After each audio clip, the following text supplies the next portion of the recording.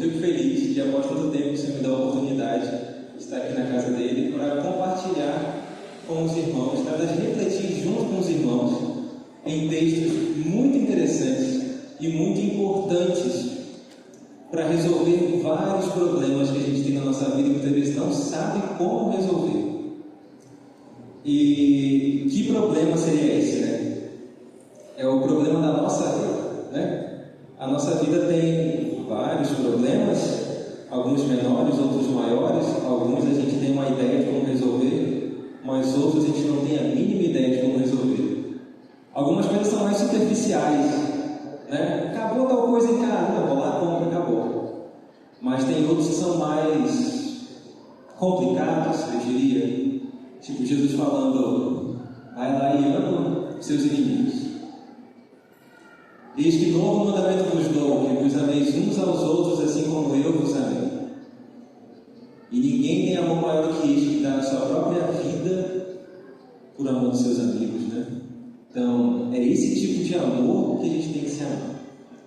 O amor que Jesus tinha quando ele olhava para aqueles que estavam açoitando, maltratando ele, e ele olhava com um olhar de misericórdia, preocupado com a salvação de cada um deles.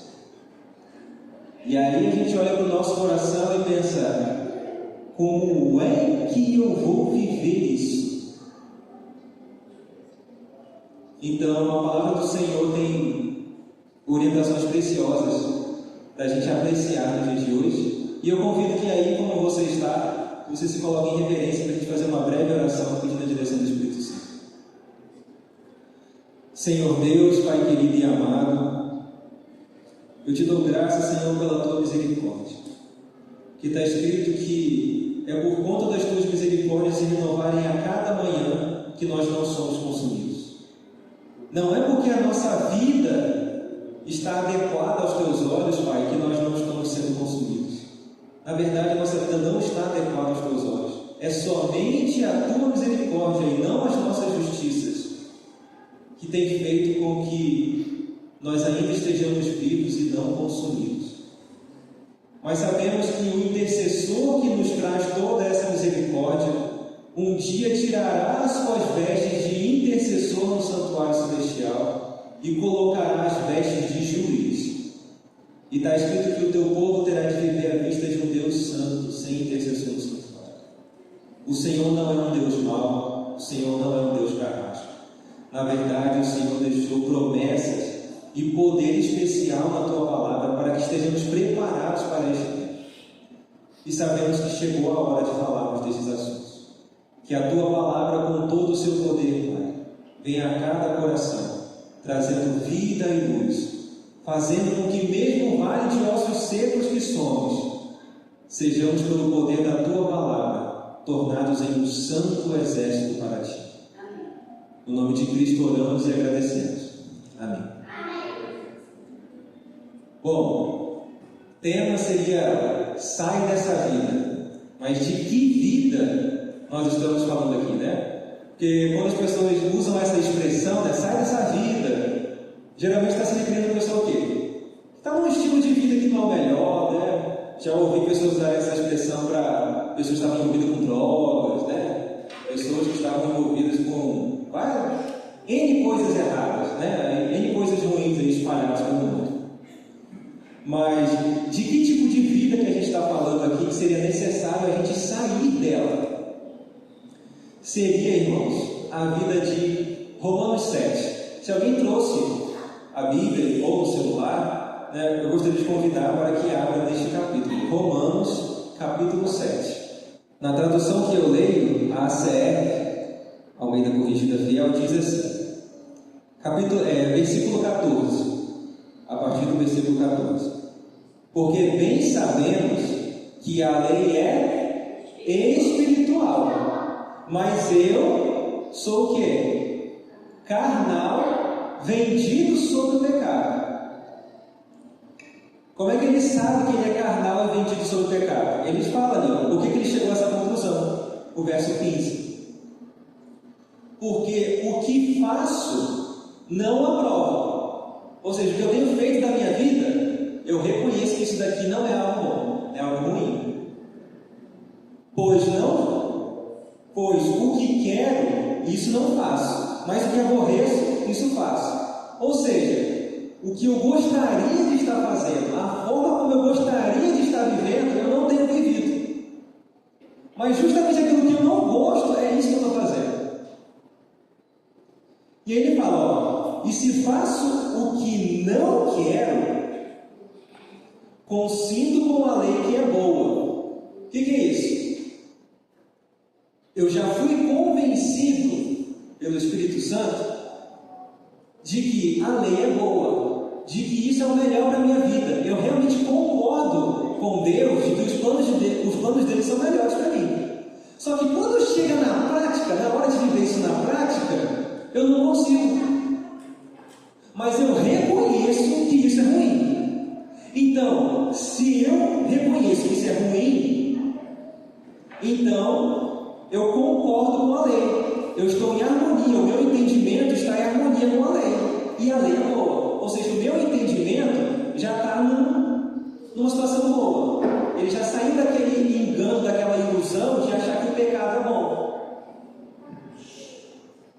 E aí qual o problema? Versículo 17.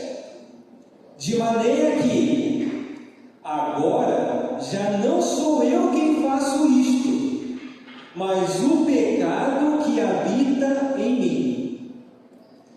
Porque eu sei que em mim, isto é, na minha carne, não habita bem algum. E com efeito, o querer está em mim, mas não consigo realizar o bem. Porque não faço o bem que quero, mas o mal que não quero, esse faço. Ora, se eu faço o que não quero, já não faço eu, mas o pecado que habita em mim. Acho então esta lei em mim, que quando quero fazer o bem, o mal está comigo. Porque segundo o homem interior, ou seja, a minha consciência, eu tenho prazer na lei de Deus. Mas vejo nos meus membros, ou seja, na minha carne, outra lei que batalha contra a lei do meu entendimento e me prende debaixo da lei do pecado que está nos meus membros. Miserável homem que eu sou, quem me livrará do corpo dessa morte? Eis a pergunta.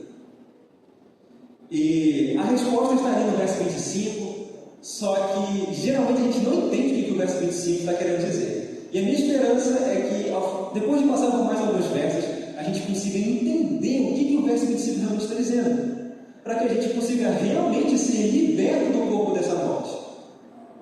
Porque isso daqui, irmãos, Romanos 7, pode ser comum, pode ser frequente, pode ser fácil de se encontrar nos nossos dias, mas isso não é normal. O que significa? Não está em harmonia com a norma de Deus. Então, por isso que ele está falando, quem me livrará do corpo dessa morte? Se eu tenho que ser livrado disso, é porque isso não é algo bom. Porque está escrito aqui, e conhecereis a verdade, e a verdade vos libertará. E se o Filho do Homem vos libertar, verdadeiramente sereis livres. Se eu sou livre, então não resta mais nada do qual eu preciso ser liberto. Então, se eu preciso ser liberto do corpo dessa morte, isso não é normal, não está de acordo com a norma de Deus. Então tá, a gente entendeu do que a gente precisa ser liberto, que é do corpo dessa morte, é dessa vida da carne que a gente precisa sair. Então, como que a gente sai dela, né? Para a gente entender isso, a gente tem que entender de onde vem essa vida e de onde vem o problema que está nessa vida. E a gente encontra a resposta um pouquinho mais à frente na Bíblia, no capítulo 8 de Romanos, no versículo 20. Então, passe um pouquinho. Romanos 8, versículo 20. Diz assim: porque a criação ficou sujeita à vaidade, não por sua vontade, mas por causa do que a sujeitou. Então a gente vê que a criação ela ficou sujeita a várias coisas ruins, mas isso foi por causa de um processo de sujeição que aconteceu em algum momento no passado, em algum lugar. Então a gente precisa descobrir aonde foi isso. Bom, algo que vai ajudar a gente a entender é o verso de de João 8, versículo 34. A partir de agora, irmãos, a gente vai precisar pular por vários versos. Então, eu vou precisar ir avançando aqui. Eu não sei se os irmãos vão conseguir a mesma velocidade, porque a ideia era que os textos aparecendo aqui. Então, se o meu amigo lá conseguir acompanhar e ir colocando, né, a gente vai lendo junto, para a gente ganhar tempo aqui. Então, João 8,34 vai falar o quê? Respondeu-lhe Jesus: em verdade, vos digo que todo aquele que comete pecado é servo do pecado.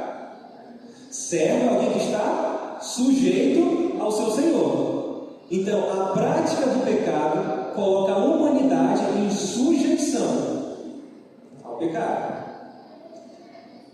Outro verso que vai ajudar a gente a entender essa questão é o de Lucas, capítulo 4, versículos 5 e 6.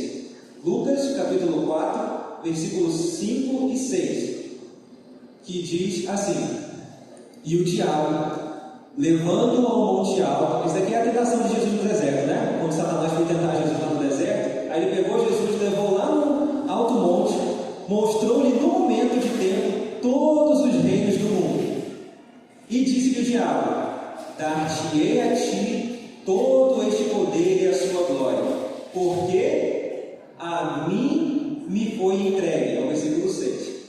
A mim me foi entregue, e dou a quem quero. Então a gente vê que todos os reinos desse mundo, a criação, ficou sujeita à vaidade, sob o domínio de Satanás. Porque tudo isso foi rendido, submetido a ele. Quando que isso começou? Lá em Gênesis. Quando Adão e Eva, especialmente Adão, que a Bíblia fala que foi por um homem que entrou no pecado do mundo. Adão era o cabeça da humanidade, ele era o responsável. Por isso que não fala que por dois seres humanos, por dois indivíduos, mas por um homem entrou o pecado no mundo. Quando Eva pecou, o pecado entrou na vida de Eva. Mas quando Adão, que era o cabeça da humanidade, pecou, aí o pecado entrou no mundo, porque ele era o representante de toda a nossa raça. Então, desde Adão, a natureza humana está sujeita a quem? A Jesus ou a Satanás? Pode falar mais um pouco? Satanás. Maravilha. Então, não é à toa que Jesus, lá em João 8, 42 em diante, vai falar assim, ó: replicou-lhe Jesus: se Deus fosse o vosso Pai, vós me amarias. Ou seja, vocês iriam me amar, porque eu vim de Deus e estou aqui. Pois não vim de mim mesmo, mas Ele que me enviou. E aí ele vai falar lá no verso 44: vós sois filhos do diabo. Pesado, né? Vós sois filhos do diabo, e tendes vontade de cumprir os desejos de vosso Pai. Sejamos sinceros, muitas vezes a nossa vontade não é de fazer justamente a vontade de Satanás e não a vontade de Deus. Tipo, Deus quer que a gente faça uma coisa, mas Satanás quer que a gente faça outra. E muitas vezes a gente percebe a nossa vontade alinhada com a vontade de quem? De Satanás, certo? Isso é uma evidência, irmãos, de que a triste realidade da nossa natureza carnal aqui é de sujeição completa a Satanás. De maneira que a gente não tem outra coisa a dizer da nossa natureza, da nossa carne, que nós somos filhos do diabo. Então, se a nossa condição é tão terrível assim, e se a gente viu que isso vem, não tipo do meu pai, da minha mãe, vem lá do jardim do Éden, como é que eu faço para me livrar disso? Temos uma esperança. Está lá em 1 Coríntios 15, no versículo 45 em diante. Isso é muito legal, porque Deus fez a criação e ela se desencaminhou. Como consertar? Com o mesmo poder que criou, ele consegue recriar. Então, o processo que salva a humanidade é, na verdade, um processo muito semelhante em seus princípios ao processo da criação. Por isso que a gente vai dar uma rápida olhada no processo da criação daqui a pouco, para ver como que isso pode se aplicar hoje na nossa vida como recriação. Mas o verso 45 diz assim, ó: assim está também escrito: o primeiro homem, Adão, foi feito em alma vivente, o último Adão em espírito vivificante. Esse verso tem bastante coisa para a gente absorver, não temos muito tempo, então vamos pegar só os principais pontos. Que quais seriam? Primeiro, aqui está falando de pelo menos dois Adãos, eu não sei qual seria o plural de Adão, mas tem mais de um Adão aqui, o primeiro e o último. O primeiro a gente sabe qual é lá do Jardim do Éden. E qual seria o último Adão? Jesus. Porque o que é ser Adão? Adão é ser aquele que, sendo pó, ainda é filho de Deus e cabeça da raça humana. Essas são as características de Adão. Ele é feito a partir do pó, mas ele é filho de Deus e ele é o cabeça da nossa raça. Então o primeiro não deu certo. Aí foi necessário que o quê? O Filho unigênito de Deus se fizesse carne, e a nossa carne é pó, porque ela foi feita a partir do pó, ao pó ela retorna. O Filho unigênito de Deus se torna carne e se torna o novo cabeça da nossa raça. Por isso ele é o último Adão. Por que o último Adão? Porque com ele é certeza que vai dar sucesso. Não vai precisar de um outro Adão depois. Ele é o último. Ele vai fazer uma obra completa. Mas qual é a grande diferença do primeiro Adão para o último Adão? Nesse verso, essa diferença está descrita nas seguintes palavras: o primeiro Adão foi feito em alma vivente, o último em espírito vivificante. É parecido, mas na verdade as palavras são parecidas, mas na verdade é bem diferente. O que é alma vivente? A alma vivente é um tipo de vida que até os animais possuem. É quando eles recebem o fôlego da vida e eles se tornam alma vivente. O que é algo vivente? É algo que está usufruindo da vida. Está tendo acesso à vida, vivente, está vivendo. E espírito? Espírito já é um tipo de vida diferente, porque está escrito que Deus é espírito. Então, quando traça aqui a vida do último Adão como espírito, e somando-se a isso a palavra vivificante, o que é vivificante? Que pode dar vida, pode vivificar. Se ele pode dar vida, então ele não depende de receber para dar. Ele já tem vida em si mesmo. O único que tem vida em si mesmo é quem? A divindade, Deus. Então, quando fala espírito vivificante, está falando que o último Adão, ele não foi feito com vida mortal, ele foi feito com vida imortal. E isso, meus irmãos, é o que faz toda a diferença. E a gente vai ver por quê. Vai falar ali o verso 46, 47. Nosso tempo é curto. Vamos ler, sabe importante. O verso 46 diz assim, ó: mas não é primeiro o espiritual, senão o natural. Depois o espiritual, ou seja, o primeiro Adão foi o Adão natural, carnal, tal. O último é o espiritual. O primeiro homem da terra é terreno. O segundo homem, o Senhor, é do céu, é vida divina. Qual terreno, tais são também os terrestres. Esse é o problema de Romanos 7. Porque a gente ainda está sendo qual terreno. A gente tem esse conceito na sociedade de árvore genealógica. Vocês lembram desse conceito? Árvore genealógica? Onde eu pego os meus ancestrais e vou colocar aquela árvore ali, né? E por exemplo, a gente teve o primeiro casal ali, né? Depois teve o dilúvio, aí ficou só a família de Noé. E a partir da família de Noé foi tendo toda Então a gente vê a humanidade sendo tratada como uma espécie de árvore. Não é à toa que quando a última geração estiver pronta, está escrito que Deus vai vir colher, né, os cachos de da sua vinha, ou seja, como se fosse realmente uma planta. Então a humanidade é tratada assim na Bíblia. Por quê? Porque nós temos a necessidade de sermos enxertados numa outra planta. Lembra que Jesus falou que ele era a videira verdadeira?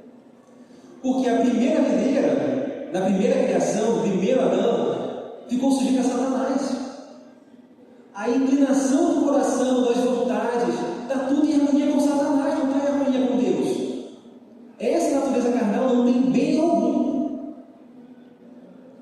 Então é necessário uma outra criação, um renovo, do qual a partir desse renovo a gente possa receber uma nova vida, superior à vida que a gente recebe do primeiro Adão. Se a gente não receber essa vida superior, a gente não consegue viver a vida em harmonia com a vontade de Deus.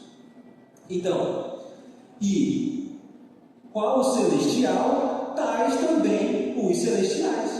Por isso que os cristãos que estavam verdadeiramente enxertados em Cristo foram chamados de cristãos, que significa o quê? Como Cristo, semelhante a Cristo. Nossa, eles vivem igual a Cristo, eles falam igual a Cristo, eles são como Cristo.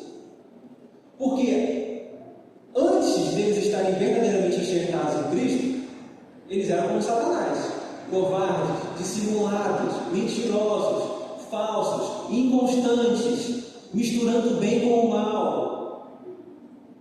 Mas depois que eles foram enxertados na videira verdadeira, a vida deles mudou completamente. Porque qual o celestial, tais também os celestiais. E assim como trouxemos a imagem do terreno, ou seja, do primeiro Adão, assim traremos também a imagem do celestial, a imagem de Cristo. Cristo formado em nós, a esperança da glória. Então, a grande pergunta é, ok. Como é que eu faço para ser enxertado verdadeiramente, de verdade, de modo que eu consiga ver os resultados práticos na minha vida? De modo que aquele verso tão bonito realmente seja uma realidade na minha vida, dizendo: o pecado não terá domínio sobre vós. Como? Como que a gente pode experimentar isso na prática? Bom, João 3, a partir do verso 3. João 3, a partir do verso 3, na verdade a partir do verso 1, vai falar sobre o encontro de Jesus com Nicodemos, ou de Nicodemos com Jesus.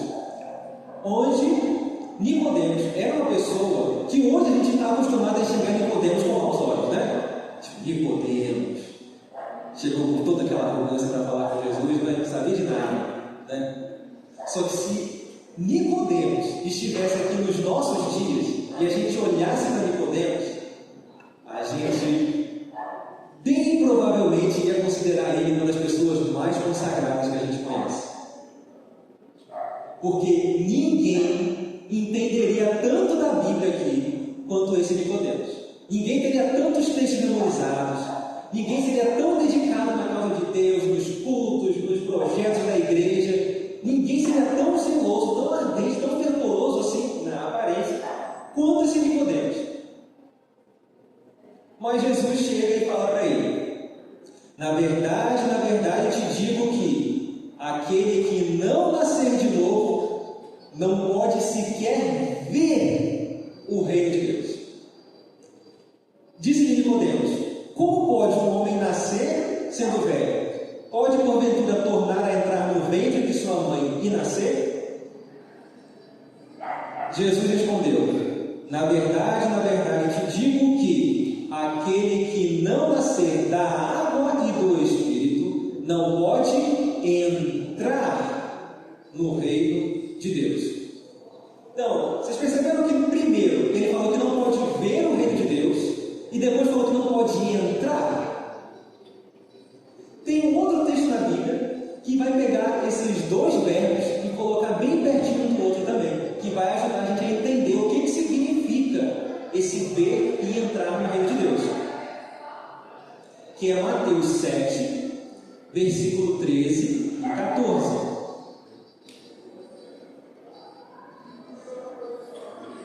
Mateus 7, versículo 13, vai falar assim: ó, entrai pela porta estreita, porque larga é a porta e espaçoso o caminho que conduz à perdição, e são muitos os que entram por ela.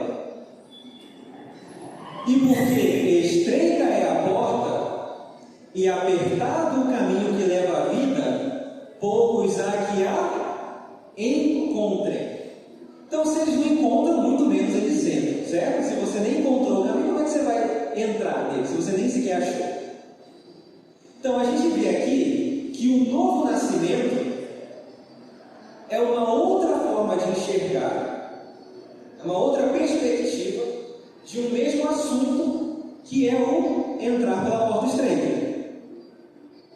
Então, se você entende o que é entrar pela porta estreita, você entende o que é o novo nascimento. Se você entende o que é o novo nascimento, você entende o que é entrar pela porta estreita. E aqui nesse texto de Mateus, a gente tem uma dica, que a porta estreita é o caminho apertado que leva ao quê? À vida. Bom, João 6,47 vai falar que, na verdade vos digo que aquele que crê em mim tem a vida eterna. Então, olha só, se eu passo pela porta estreita,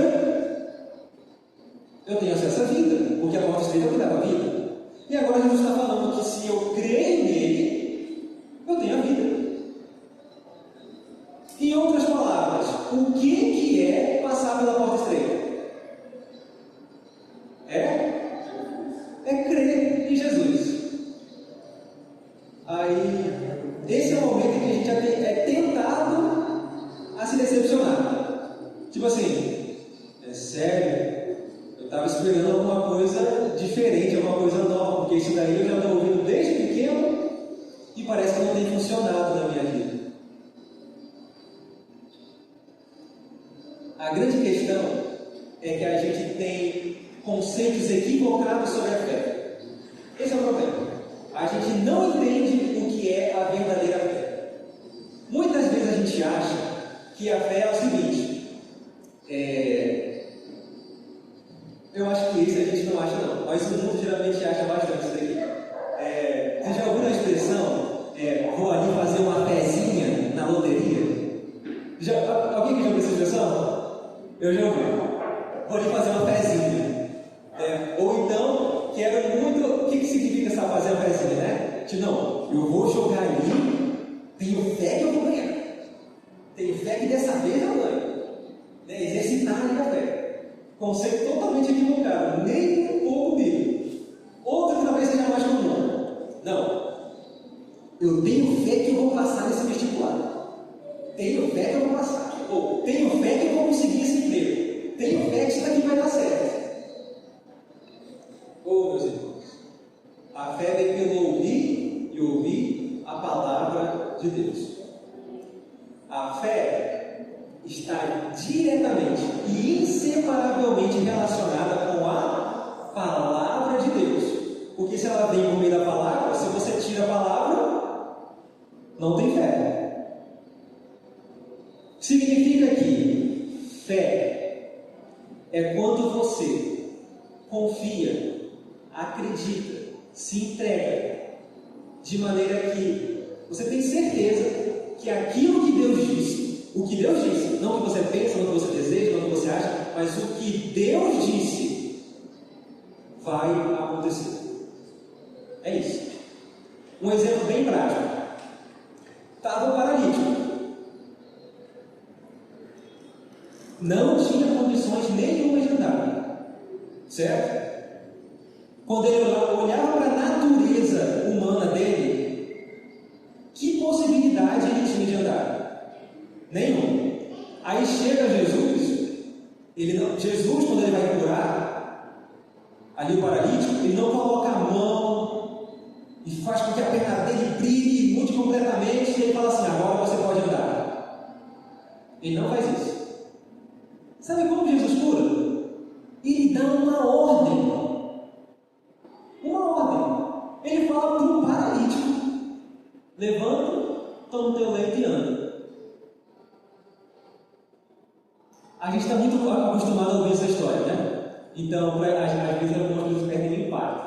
Mas você já parou para pensar? Se você passasse diante de um paralítico que nunca andou, aí você fala para ele assim, ó, levanta e anda. Meu amigo, isso seria uma covardia tão grande. Como é que você chega para um paralítico e fala assim, ó, levanta e anda? O paralítico olhar para você e diz, ele deve estar brincando com a minha cara, né? Eu acho que ele não percebeu que eu sou paralítico. Que covardia é essa? Ele sabe que eu sou paralítico, ele sabe que eu não tenho condições nenhuma de fazer isso que ele está me pedindo. Por que ele está me pedindo? A diferença é que Jesus não é qualquer pessoa. Jesus não é alguém que apenas tem a vida do primeiro Adão, alma vivente. Ele é espírito vivificante. Ele é a mesma pessoa que quando estava lá em Gênesis 1, falou assim, ó, haja luz, e houve luz. Era tudo trevas. As trevas não têm capacidade nenhuma de produzir luz. Aquela luz que surgiu ali, surgiu em resultado da operação do poder da palavra de Cristo. A palavra de Cristo tem poder criativo. Algo que não existe, não tem nenhuma condição de existir. Se ele disse, aquilo se torna realidade pelo poder que a palavra dele possui. Porque ele tem autoridade sobre a criação. Foi isso que o centurião reconheceu. Mestre, você não precisa ir lá na minha casa. Porque eu sou homem sujeito à autoridade. Eu sei como que funciona essa questão de autoridade. Se eu falo para o meu servo que está sujeito a mim, está sob minha autoridade, vai e faz tal coisa, ele vai e faz tal coisa. A autoridade me dá o poder de fazer com que a minha palavra aconteça, sob a minha jurisdição. Agora, o Senhor é o Criador dos céus e da terra. O que está sob a tua jurisdição é tudo que existe.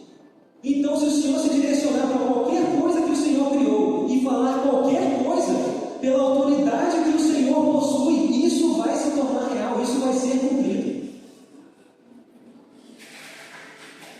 Então, na boca de qualquer outra pessoa, aquelas palavras de Jesus para o paralítico seria algo muito covarde, algo muito maldoso de se dizer. Mas aquelas palavras, na boca daquele que é espírito vivificante, se torna o prelúdio ou o prenúncio de um milagre. Ele falou para o paralítico, levanta-te e anda. O paralítico, não se engane, o paralítico não sentiu nada. Ele não teve uma sensação diferente na perna, um formigamento, alguma coisa assim. Ele não sentiu nada. A única coisa que o paralítico sentiu ou percebeu foram as palavras de Cristo ordenando para ele levantar e andar.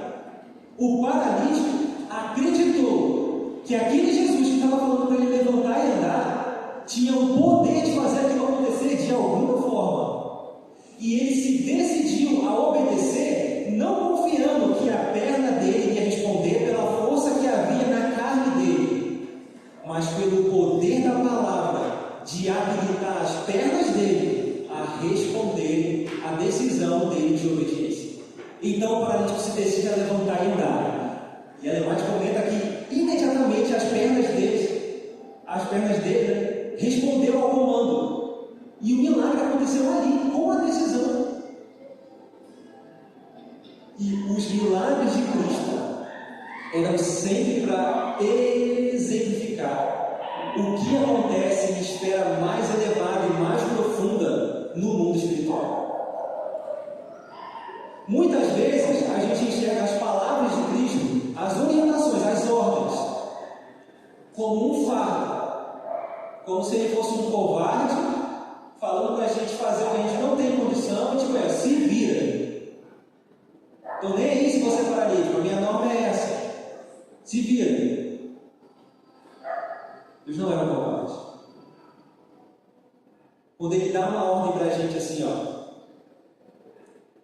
Amarás ao Senhor teu Deus de todo o teu coração, de toda a tua alma, de todas as tuas forças. Se a gente realmente entende o que isso quer dizer, a gente vai reconhecer assim, ó, é impossível fazer isso. É impossível viver isso. Eu posso fingir. No exterior, as pessoas vão olhar para mim e vão achar, nossa, ele ama Deus. Mas muitas vezes eu estou fazendo ou deixando de fazer alguma coisa simplesmente porque eu quero que as pessoas achem que eu sou bom. Simplesmente por conta da minha reputação. Mas quando esse princípio é provado na minha vida ao máximo, aí eu reconheço que eu não amo a Deus sobre todas as coisas. Porque eu sacrifico a vontade de Deus em detrimento da minha vontade. Isso mostra que eu não amo a Deus sobre todas as coisas. Eu amo mais a minha vontade do que a Deus em algumas coisas, pelo menos. Na verdade, quando a vontade de Deus estiver alinhada com a minha, aí ok, tudo bem. Mas se a vontade de Deus for diferente da minha, aí não, aí prevalece a minha vontade. Isso significa que quem está no trono é quem? É o meu eu. Mas o meu eu está sujeito a quem? A Satanás. Então quem está no trono? Satanás. Então como que eu posso passar da morte para a vida? Como eu posso fazer parte dessa outra árvore de espírito vivificante? Como eu posso ser recriado? Como eu posso passar pela porta estreita?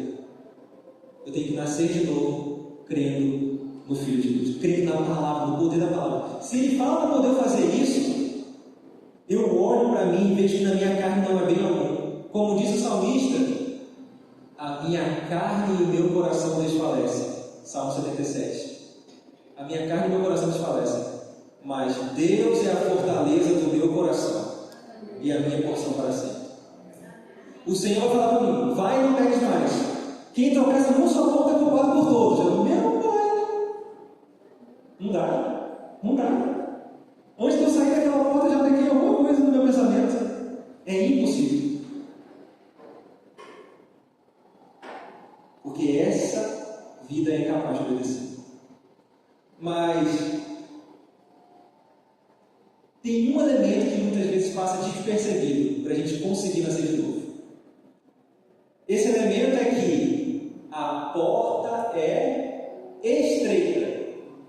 E justamente o fato da porta ser estreita é que faz com que poucos consigam encontrar esse caminho para seguir. Não conseguem saber, tipo, não, é para lá que eu tenho que ir, esse é o caminho. Não conseguem nem saber. O que seria esse aspecto de estreiteza da porta que faz com que poucas pessoas sequer encontrem ela? Vamos lá. O segredo para a gente entender isso é entender quão estreita é essa porta. E sabe quão estreita é essa porta? Deixa eu ver alguma coisa que possa ilustrar.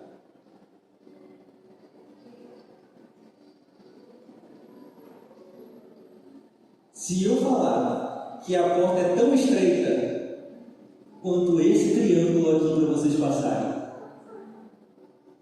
o que vocês vão pensar? Impossível, né? E é interessante que o caminho pelo qual a gente entra nessa vida é um caminho estreito, não é? Porque naturalmente Deus estabeleceu para que a gente, do útero da mulher, saísse ali e nascesse, ou seja, é um caminho bem estreito. Só que depois que a gente já cresceu nessa vida de pecado, não dá para a gente voltar lá e sair de novo. Então, no mundo espiritual, o processo de nascimento é um caminho tão estreito, tão estreito, tão estreito, que não dá para passar nada do nosso eu. Da mesma forma que a gente olha para aquilo ali e a gente nem pensa, eu imagino que ninguém aqui em nenhum momento teve a ideia de, mas qualquer dia desse eu vou passar por aquele pedacinho ali. Ninguém nem sequer pensa nisso, certo? Quando a gente olha para um caminho extremamente estreito, a gente não pensa na possibilidade de querer passar por aquilo ali. Por quê? No mundo espiritual agora, a gente está tão apegado ao nosso eu, a gente está tão apegado ao que a gente é, aos nossos desejos, à nossa vontade, que a gente nem sequer pensa na possibilidade de deixar tudo isso para trás, para que a gente possa nascer de novo. Entende? Não é só uma questão de entender que Deus tem o poder para poder realizar tudo aquilo que a palavra dele realiza. Eu tenho que estar disposto a deixar tudo isso para trás. Tudo. Note, às vezes a gente não quer deixar algumas coisas para trás. Lembra aquele dilema? Com entendimento eu sigo a lei de Deus. Ou seja, eu quero fazer isso. Mas com a carne assim, vai dar vontade de fazer aquilo. Então fica aquele dilema. Então, que tipo de decisão é essa que a gente precisa fazer? Ellen White fala sobre a necessidade de nós estarmos dispostos a sermos dispostos. Entende isso? Ele consegue convencer a gente a se tornar disposto. Só que ele não vai fazer isso pela força. Se a gente quiser que ele convença a gente, ele faz isso. E isso está descrito aqui, quer ver? Eu não tenho texto aqui, a referência, mas é aquele texto que fala assim, que é Ele quem opera em vós, tanto o querer quanto o efetuar. Quem que opera isso? O Espírito Santo. Qualquer desejo que você tem de fazer qualquer coisa boa, não é a sua carne. Não é quem você é naturalmente que está querendo isso. Não é que você é bom. Não, você é terrivelmente mal. É o Espírito Santo operando isso. Quando que o Espírito Santo começou a fazer isso?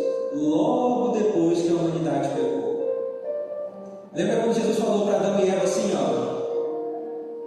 e porém inimizade entre ti e a mulher, entre a tua semente e a sua semente. Ou seja, seria colocada a partir dali uma inimizade entre Satanás e a humanidade.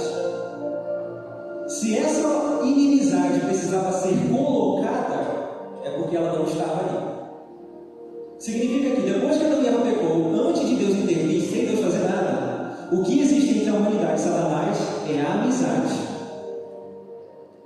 É a intervenção de Deus que causa a inimizade. Ou seja, a inimizade com o mal não é algo natural, é sobrenatural. Ali, o Espírito Santo foi colocado entre nós e Satanás, procurando convencer o nosso coração, procurando operar o querer. Romanos 7 é quando o Espírito Santo já realizou essa obra. Ele operou o querer. Com o meu entendimento, eu consigo que a lei é boa. Eu quero fazer o bem. O problema é que eu não consigo. Por quê? Nos meus membros tem um poder, tem uma força, tem uma inclinação que não deixa eu fazer a vontade de Deus. Eu já tenho querer, mas eu não tenho efetuar. Mas o mesmo poder que operou o querer pode operar também o efetuar. Quando você se dispõe a deixar tudo para trás. Senhor, eu não sei como eu vou deixar isso para trás. Da mesma forma que eu não sei como eu posso me livrar desse corpo. É algo impossível para mim. Mas se o Senhor disse, eu sei que pelo poder da tua palavra,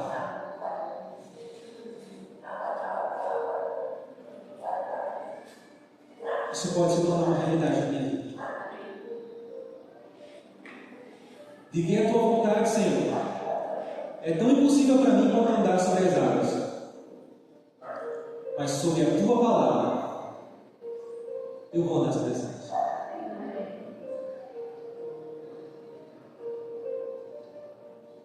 E aí, meus irmãos, quando a gente vive essa experiência, aí a gente dá graças a Deus por nosso Senhor Jesus Cristo. A gente entende que com o meu entendimento eu sei qual é de Deus. Com a minha carne, eu sei que você é meu pecado. A solução não é eu tentar melhorar a minha carne, eu tentar usar a minha carne de uma outra maneira que faça dar certo. Não. O grande segredo é o Espírito Santo que Cristo Jesus veio trazer para mim quando ele veio aqui nesta terra. E agora andando não pela carne, mas pelo Espírito, eu não cumpro mais, não sigo mais as inclinações da carne. Muito pelo contrário. Agora eu estou em harmonia com a mente de Deus. Porque o que é carnal nem sequer entende, mas o que é espiritual discerne tudo, tudo começa a fazer sentido. Aqueles versos da Bíblia que antes pareciam tão confusos, agora são as palavras que sustentam a minha vida. São as promessas que Deus me deu, que quando eu creio nas palavras dele, quando eu creio na promessa dele, eu vou recebendo a vida dele para conseguir andar sobre as águas. E agora eu não sirvo mais a lei do pecado. Agora eu sirvo a Jesus Cristo. E nisto, meus irmãos, são manifestos os filhos de Deus e os filhos do diabo. Gostaria de ler esse último texto da Bíblia. 1 João 3, a partir do versículo 1. Diz assim: Veja quão grande amor nos tem concedido o Pai, que fôssemos chamados filhos de Deus. Sabe o que significa isso?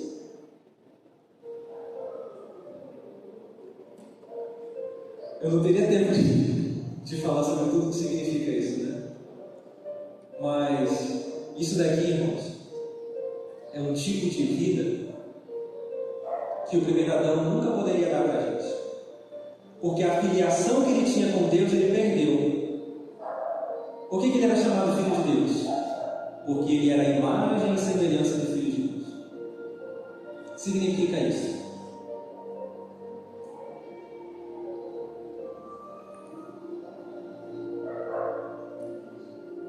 Isso daqui é algo artificial, né? Feito pelo homem. Mas se eu perguntar para vocês, o que é isso daqui? O que vocês me responderiam? Uma flor, uma rosa. Mas isso daqui é realmente uma flor, uma rosa? Não. A flor, uma rosa é aquela que a gente planta, que a gente rega. Aqui não é uma flor, uma rosa. Mas isso daqui é tão semelhante a uma flor, a uma rosa, que por conta da semelhança a gente chama de flor de rosa. Se eu mostro para vocês uma pintura de uma casa, vocês vão falar que é uma casa, mas não é uma casa, ninguém consegue morar naquela pintura. Mas tem a imagem e semelhança de uma casa. Adão era chamado de filho de Deus porque ele era a imagem e semelhança do unigênito Filho de Deus. Os anjos são chamados de filhos de Deus lá no céu porque refletem o caráter, a imagem moral do Filho unigênito de Deus. Mas o Filho unigênito de Deus, ele é filho diferente dos anjos por um motivo. O mesmo motivo que a rosa que a gente planta é uma rosa diferente dessa rosa aqui. O mesmo motivo que uma casa de verdade é diferente de uma pintura da casa. A rosa que a gente rega, ela é uma rosa por natureza. Aquilo ali é uma rosa por semelhança. O Filho unigênito de Deus, ele é filho por natureza. Adão era filho por semelhança. Quando ele perdeu a imagem e semelhança moral de Deus lá no Éden, consequente à física também, mental, ele deixou de ser filho de Deus, passou a ser filho do diabo, natureza humana. Os anjos que caíram no céu perderam a imagem e semelhança moral com Deus, já não eram filhos de Deus. Em outras palavras, a natureza humana não tem filiação com Deus. Então, só tem uma forma de nós sermos chamados filhos de Deus. É nós nascermos de novo do Espírito, recebendo a vida de Cristo, recebendo agora uma filiação, não por imagem e semelhança, mas por natureza. Recebendo agora uma vida, não de criatura, mas a própria vida do Criador. De maneira que a White fala que a vida que a gente recebe por meio de Cristo é uma vida que você só consegue medir ela, computar, avaliar, não por vida de homens, nem sequer por vida de anjos. Mas essa é uma vida que se mede somente pela vida de Deus. A gente não tem noção disso. A gente não pode pegar a vida assim, nossa, os salvos vão ter uma vida que equivale a uma vida de 3 anjos, a uma vida de 1000 anjos, a uma vida de 1 trilhão de anjos, de tão grande, de tão poderoso, de tão magnificente que essa vida. Não. Você pode usar quantos anjos você quiser como medida. Você só vai conseguir medir a grandeza dessa vida se você usar a vida do próprio Deus como medida. Uma vida se mede pela vida de Deus. Por isso, meus irmãos, que a gente não consegue avaliar quão grande amor nos tem concedido o Pai, que fôssemos chamados filhos de Deus. Por isso o mundo não nos conhece, porque não conhece a Ele. Amados, se nós realmente deixamos tudo para trás, de verdade, se nós realmente morrermos para nascermos de novo, se a gente realmente está na vida verdadeira, vivendo essa nova vida em Cristo de verdade, não na aparência, mas de verdade,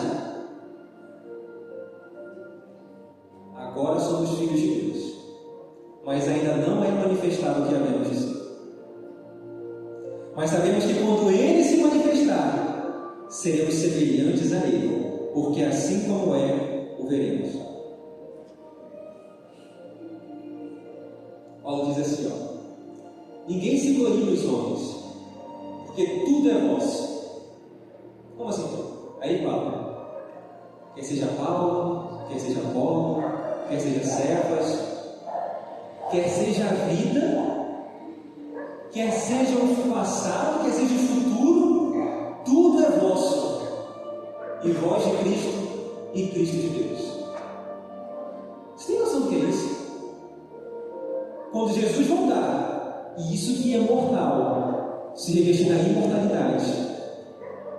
Irmãos, anjos não têm imortalidade, porque está escrito assim, aquele que tem, ele só a imortalidade. Somente Deus tem imortalidade. Somente Deus, por natureza, não pode morrer. Mas está escrito que isso que é mortal vai se revestir de imortalidade. Ou seja, ainda que quisessem acabar com a nossa existência depois, não seria possível. Isso que é corruptível vai se revestir de incorruptibilidade. Vai ser impossível se corromper. Nós usufruiremos, pela graça do Senhor, um tipo de vida bem semelhante à vida do próprio Deus.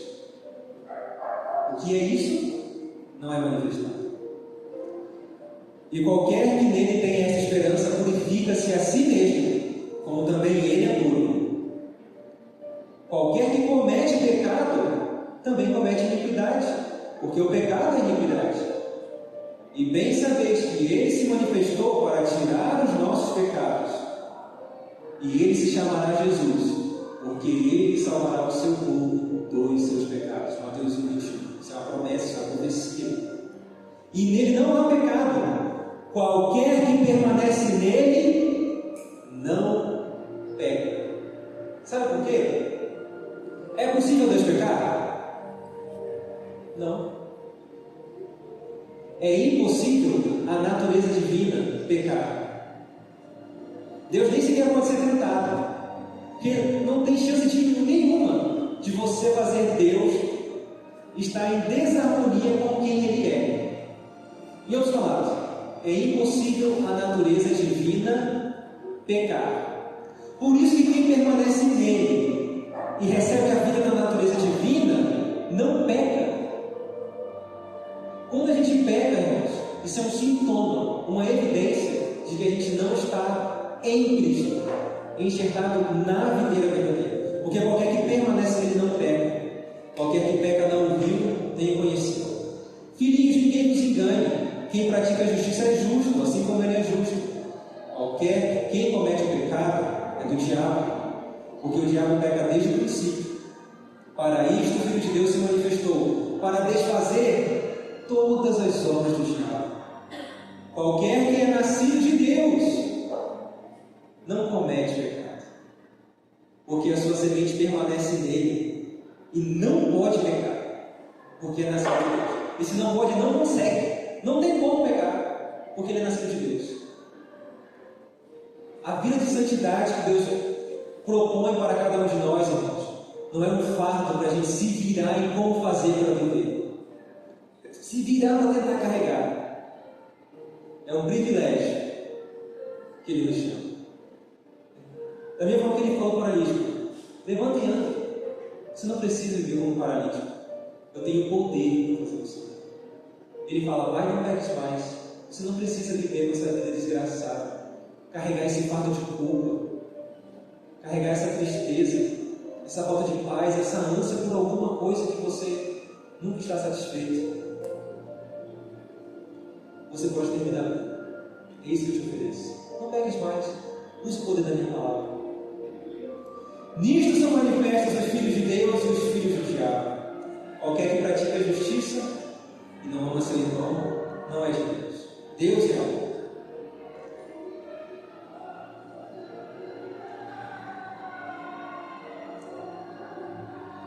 Ele salva os homens, não em pecado, mas do pecado. Quem está dizendo isso não sou eu, é a mensageira do Senhor, no livro Desejado de Todas as Nações. Olha só. Ele salva os homens não em pecado, mas do pecado. E os que o amam manifestarão seu amor pela obediência. Toda verdadeira obediência vem do coração, desde que procedia também a de Cristo. E se consentirmos, se a gente deixar, se a gente permitir, Ele, de tal forma, se identificará com os nossos pensamentos e ideais, dirigirá o nosso coração e espírito em tanta conformidade com o seu querer, que obedecendo-lhe, não estaremos senão seguindo nossos próprios impulsos. A vontade, refinada, santificada, encontrará seu mais elevado deleite em fazer o seu serviço. Quando conhecermos a Deus, como nos é dado o privilégio de o conhecer, nossa vida será de contínua obediência. Não altos e baixos. Levanta, cai, levanta, cai, levanta, cai, levanta, cai. Provérbios 4 diz que a vereda do justo, daquele que tem a justiça de Cristo, que não somente perdoa os pecados passados, mas me habilita a viver em harmonia com a lei que é a justiça. A vereda do justo é como a luz da aurora, brilhando mais e mais e mais e mais e mais, até ser dia perfeito. Nós temos o privilégio de conhecer Deus desse jeito. Talvez a gente não tenha conhecido, mas nós temos o privilégio. E quando a gente conhecer dessa maneira, nossa vida será de contínua obediência. Mediante o apreço, apreciação, admiração do caráter de Cristo, por meio da comunhão com Deus, o pecado se nos tornará aborrecível. Ao invés de a gente ter vontade de fazer o pecado, a gente fala: não. Vocês conseguem imaginar você acontecendo? Para mim, imaginar isso é igual imaginar a parede mandando.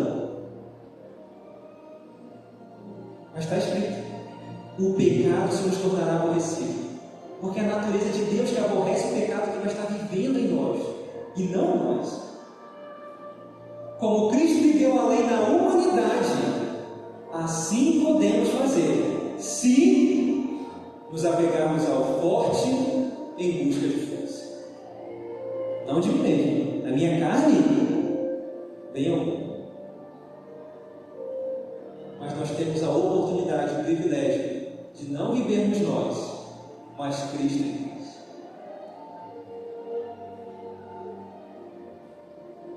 Não no momento,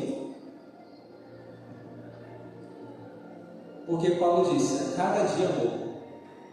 Você pode ter em algum momento entregado tudo a Deus e realmente visto todo aquele milagre acontecendo, aquilo que você tinha prazer em fazer, você não tem mais.